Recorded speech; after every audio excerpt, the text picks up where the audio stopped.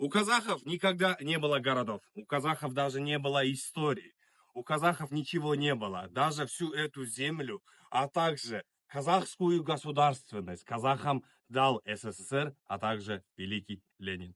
Уважаемые друзья, вот такие слова я слышу всегда, и не только я. Я сейчас приехал на первую столицу казахского ханства, в город Сыганак.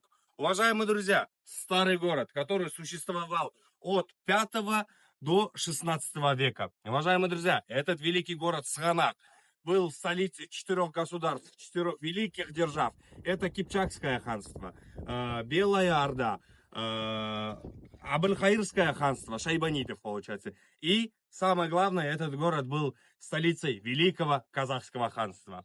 Именно отсюда, от Абылхаир-хана, ушли Керей и Жаныбек и создали казахское ханство. Но потом они вернули этот город казахам, потому что по наследству этот город принадлежал именно казахам. Уважаемые друзья, в этом городе было все, потому что этот город лежит прямо вдоль Жибек-Жола, получается, шелкового пути, понимаете? Этот город в экономическом плане очень был полезен для казахов, потому что здесь было все.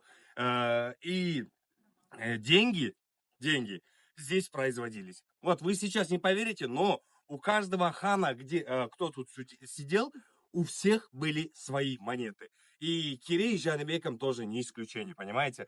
Уважаемые друзья, этот город действительно олицетворяет казахскую историю, потому что первая столица казахского ханства. Уважаемые друзья, в этом городе есть подземные туннели, 2 подземных туннеля, которые один выходит в горы, второй выходит, получается, в сторону запада.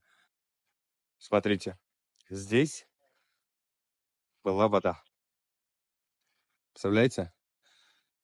А полностью территория этого города составляла 10 гектаров.